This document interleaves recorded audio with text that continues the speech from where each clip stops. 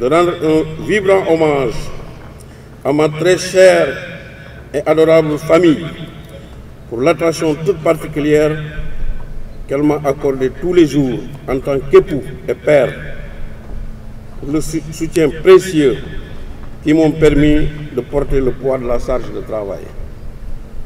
J'exprime ma reconnaissance à mes enfants qui n'ont pas toujours connu le bonheur d'être entourés par l'affection d'un père en raison de ses absences professionnelles répétées. J'y associe tous mes parents, mes frères, mes sœurs, mes amis, camarades de promotion qui, par des actions discrètes et efficaces, m'ont toujours accompagné au cours de mon engagement professionnel.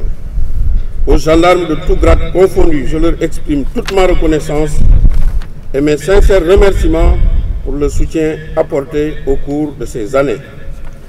Mes pensées vont vers tous ceux qui, de près ou de loin, m'ont apporté une plus-value durant ces années de service militaire. Soyez-en remerciés.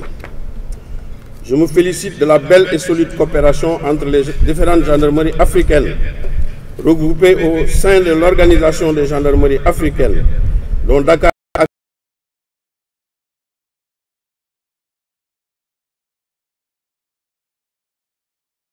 de la République islamique de Mauritanie, aux armées, ainsi qu'à toutes les forces de défense et de sécurité sans exception, les autorités judiciaires, administratives, politiques, culturelles et religieuses, ainsi que le groupe de presse.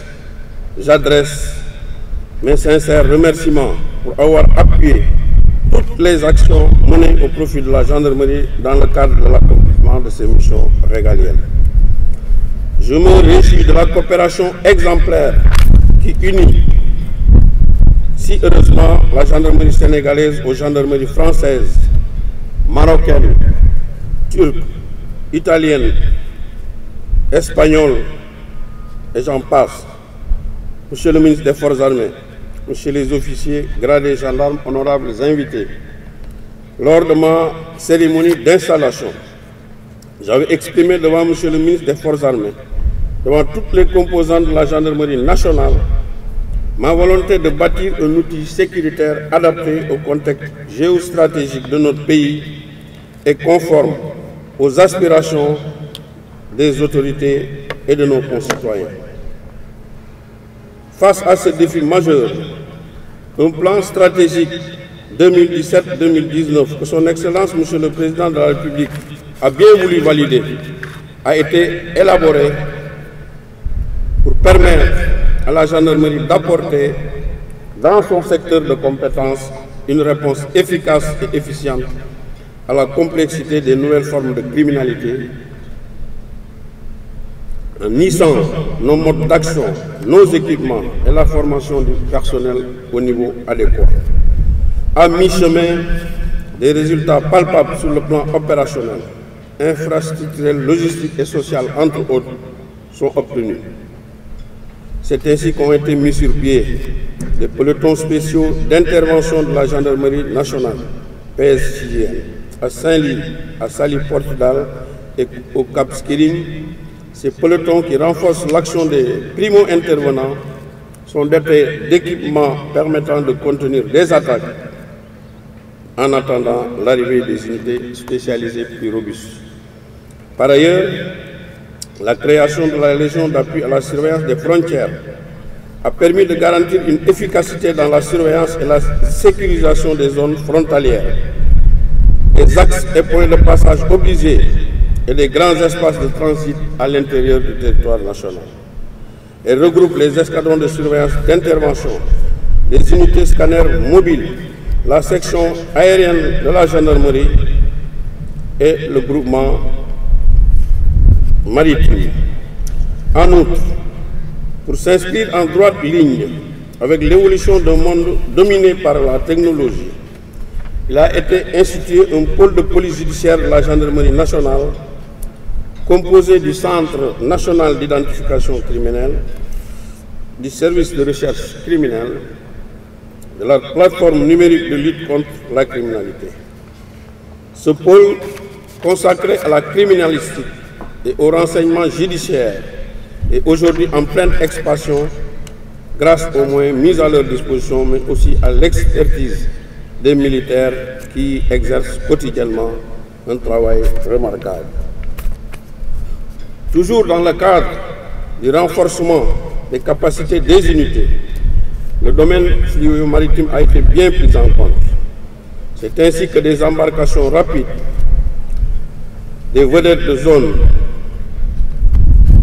des Zodiacs ont été réalisés. Ces moyens permettent non seulement de surveiller les cours d'eau intérieurs, mais aussi de se projeter sur les franges maritimes afin de participer activement aux côtés des autres acteurs de l'État en mer à la sécurisation des futures exploitations gazières et pétrolières offshore. L'immobilier aussi a été une de mes préoccupations majeures. C'est pourquoi les infrastructures ont connu, durant mon commandement, une amélioration significative avec de nouvelles créations et réhabilitations. À ce jour, 77 chantiers prévus. Sur 77 chantiers prévus, seuls 12 sont en attente de démarrage. Plusieurs chantiers ont été construits et inaugurés afin de densifier le maillage du territoire et répondre aux préoccupations sécuritaires des populations et des autorités. Il s'agit entre autres de la compagnie de Ranérou, de la compagnie de Linguère, des brigades de Fimela, Agnam, Yankemaha, sans oublier les nombreux postes de gendarmerie de Sébikotane, de Kanel, de Dendouri, de Doji, la réhabilitation des brigades de Tivaouane, Ouakam. La liste est loin d'être exhaustive et l'innovation majeure qui mérite d'être soulignée dans la construction de ces chantiers reste la prise en compte systématique d'un célibatarium au sein des casernes, brigades ou postes de gendarmerie nouvellement créés. Ce facteur demeure une condition sine qua non pour assurer et garantir la disponibilité opérationnelle des militaires affectés dans les différentes localités concernées. À cela s'ajoutent les infrastructures participant à l'amélioration des conditions de vie des personnels de la gendarmerie, de leurs familles ainsi que des populations environnantes des casernes. Je veux nommer le tout nouveau centre d'imagerie médicale du service de santé de la gendarmerie nationale et le complexe sportif ultra moderne Feu Colonel Bamalindour. D'autres chantiers sont en cours. Il s'agit notamment des postes de Nganda, de Fanden, de brigade de Podor, Chile Boubacar, Aéré Lao, de Labgar, de Palmarin, de Ndioum, de Koungel. Chantier que je lègue en toute tranquillité d'esprit à mon successeur, le général de division Cherchen, car étant persuadé qu'ils seront achevés dans les meilleurs délais au grand bonheur des populations et des militaires qui sont appelés à y servir. Le renforcement de la sécurité des institutions de la République et de certains sites recevant du public a aussi été un des axes majeurs de mon commandement. Ainsi, plusieurs dizaines de scanners et portiques de sécurité ont été installés au niveau de certaines institutions.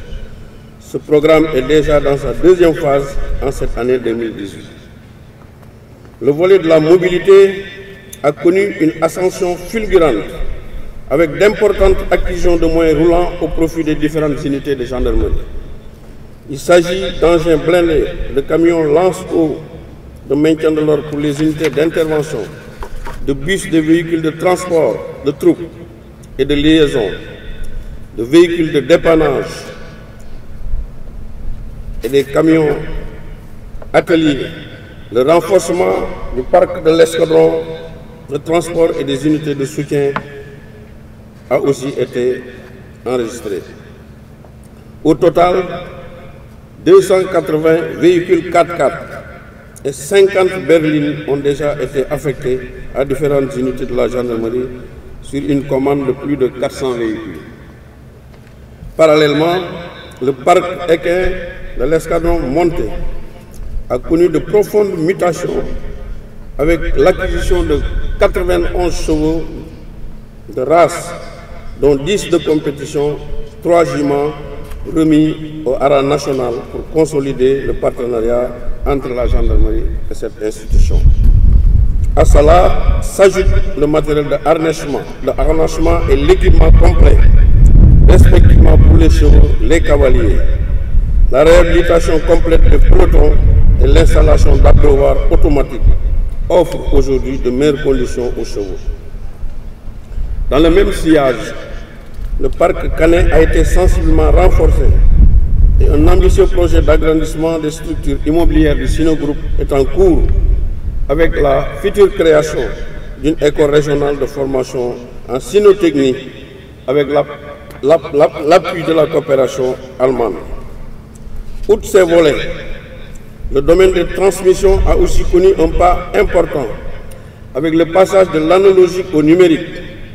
En effet, l'année 2017 a vu naître le projet de mise sur pied du centre d'information opérationnelle de la gendarmerie qui a pour vocation de centraliser, sécuriser et sauvegarder toutes les données numériques de la gendarmerie nationale.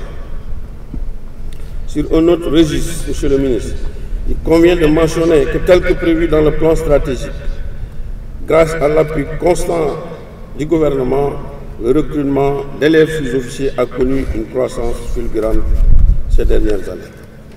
Concernant les résultats du service, je me garderai d'en faire le bilan dans le cadre de la lutte contre les différents trafics en vous renvoyant aux statistiques de l'année 2017 et en laissant à mon successeur le soin de le faire à la fin de l'année en cours. Mais d'ores et déjà, vous pouvez retenir que les chiffres sont en baisse grâce à la présence dissuasive des forces et à la collaboration des populations en matière de renseignement. Au titre des opérations extérieures, sous bannière onusienne, la gendarmerie participe aujourd'hui de manière exemplaire aux opérations de maintien de la paix avec plus de 1000 hommes présents sur 6 théâtres. Durant mon temps de commandement, je n'ai cessé de garantir au personnel de la gendarmerie mon soutien et mes encouragements en leur donnant l'assurance qu'ils seront dotés de moyens d'action en nombre suffisant et en qualité pour permettre leur épanouissement dans leur exaltante mission. Pour mieux remplir ce contrat stratégique, il a fallu une approche sécuritaire audacieuse, novatrice mais rassurante, principalement orientée vers la prévention, car comme l'a dit Victor Hugo, je le cite, on ne va pas au vrai par une route oblique. Cette démarche de rupture, imposée par une vision conforme aux mutations de la société et à l'évolution du fait criminel, nous recentrer sur notre cœur de métier, la sécurité publique. Elle a été fortement soutenue par son Excellence, Monsieur le Président de la République, conscient que pour relever les défis auxquels les forces sont confrontées, il faut constamment améliorer les moyens d'action des forces de sécurité et de défense. Le déroulement du plan stratégique avec les nombreuses acquisitions en moyens opérationnels et les récentes inaugurations témoignent du respect de cet engagement. Sur le plan du rayonnement moral du personnel, beaucoup d'actes ont été posés dans le cadre de l'action sociale. La récente soirée de gala organisée pour appuyer le fonds de solidarité de la gendarmerie nationale en est une parfaite illustration. De même, de nombreux efforts ont été consentis dans la politique sociale d'acquisition de logements, ce qui a permis à la coopérative d'habitat d'effectuer d'énormes réalisations au courant de l'année 2017-2018. À ce titre, il convient de signaler la récente inauguration de 62 logements à la cité Kermassar 2 et la construction de 80 logements moins standing à la cité Cambérène. Elle sera livrée dans 4 mois. Monsieur le ministre des Forces armées, Messieurs les officiers généraux, Mesdames et Messieurs, officiers gradés, gendarmes auxiliaires, honorables invités, pour faire mes adieux à cette illustre institution, vous me permettrez d'exprimer ma profonde et sincère reconnaissance à une personne spéciale qui se sacrifie spécialement pour la paix et la tranquillité de ses concitoyens. Ce militaire excellent dans la polyvalence de ses missions, qui s'évertue dans l'accomplissement de son devoir avec abnégation et professionnalisme éprouvé, je veux nommer le gendarme. En tout temps et en tout lieu, nos gendarmes surveillent et protègent les populations et leurs biens, souvent au prix de leur vie. Au nom de notre devise « Honneur et patrie », notre action est parsemée de sacrifices et de servitudes librement consentis et vécues avec dignité, je le sais. Cependant, dans un contexte marqué par la primauté des intérêts particuliers et des luttes de positionnement, dont la finalité n'est pas toujours l'intérêt général, la gendarmerie subit souvent des agressions de toutes sortes, bien souvent déloyales. En conséquence, plus que par le passé, elle doit faire preuve de vigilance et redoubler d'ardeur pour mettre en valeur ses qualités indéniables. Je demeure convaincu que, comme par le passé, seul le respect scrupuleux des valeurs éthiques léguées par nos prestigieux devanciers continueront de nous valoir la considération et la confiance des autorités et des populations. Permettez-moi, à ce stade de mon allocution, de féliciter tous mes proches collaborateurs, communément appelés les grands subordonnés, à commencer par le général de division Cheikh Sène, mon successeur, qui n'ont ménagé aucun effort par leur loyauté, leur esprit d'équipe et leur pragmatisme pour donner corps à mon ordre du jour numéro 1 en tant que haut commandant de la gendarmerie. Ils se sont énormément investis, chacun en ce qui le concerne, pour réaliser les instructions particulières et secrètes que je leur avais adressées depuis le 16 décembre 2016, juste un mois après ma prise de fonction. C'est grâce à votre appui et à votre soutien de tous les instants que j'ai eu la chance de servir loyalement la gendarmerie dans la continuité de mon prédécesseur, en inscrivant mon action autour de 3 idées fortes. La gendarmerie, en tant que force du continuum, doit rayonner par une posture proactive basée sur le renforcement du maillage territorial et la disponibilité opérationnelle des personnels et des moyens. L'action de la gendarmerie, pour être efficace, doit en grande partie être accompagnée par un arsenal logistique solide, adapté aux nouvelles formes de menaces. Enfin, la solidarité dans la gendarmerie est un levier fondamental d'épanouissement professionnel et social qu'il faut pérenniser. Officiers, gradés, gendarmes, gendarmes auxiliaires, l'heure est venue pour moi de quitter le service actif de la gendarmerie avec tranquillité d'esprit et dignité, mais non sans émotion. Toutefois, je suis rassuré et confiant de remettre cette illustre institution entre les mains de mon successeur, avec la conviction d'avoir placé la gendarmerie au cœur de la performance et de l'efficacité escomptée des forces de sécurité et de défense de notre pays. Pour cette raison, mon état d'esprit d'aujourd'hui est celui d'un chef militaire qui s'en va avec fierté et confiance en l'avenir. Officiers, gradés, gendarmes auxiliaires, il y a 20 mois que le président de la République, chef suprême des armées, m'avait confié sa confiance, m'avait accordé sa confiance en portant son choix sur ma modeste personne, pour présider au destin de notre institution. Aujourd'hui, au moment de quitter mon commandement, je lui renouvelle ma déférente gratitude pour son choix, mais également pour m'avoir donné largement les moyens de réaliser mon ambition pour la gendarmerie à travers le plan stratégique que j'ai indiqué. À présent, je souhaite bonne chance à tous les gendarmes en général et à mon successeur en particulier, je veux nommer le général de division Cheikh Sène. Son Excellence, Monsieur le Président de la République, a confié a placé sa confiance en sa personne pour assurer la continuité du commandement. Je lui souhaite vivement de trouver dans ce commandement prestigieux bien plus que des satisfactions personnelles et professionnelles, et ce, pour le bonheur de tous nos concitoyens. Je vous demande solennellement de demeurer de bons, loyaux collaborateurs aux côtés de cet officier général émérite qui incarne désormais l'avenir de la gendarmerie.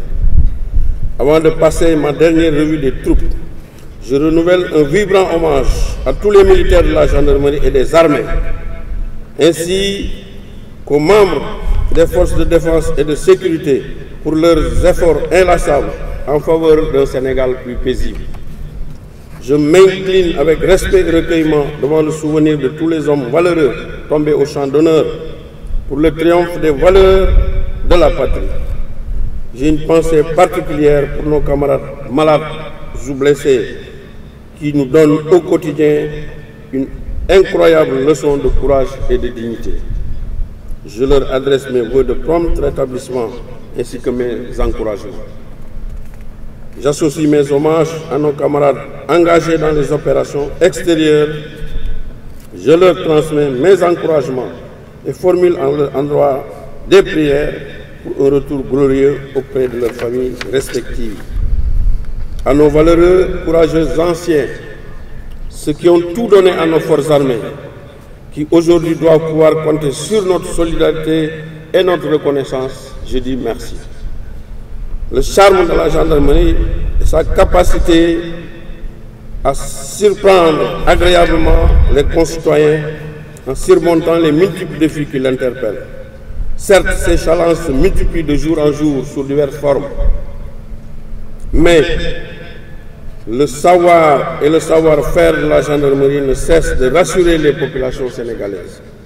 Aujourd'hui, je quitte le commandement avec une seule et unique certitude. La gendarmerie sera toujours à la hauteur de son devoir. Officiers, gradés, gendarmes auxiliaires, je vous salue au nom de notre devise « Honneur et patrie ».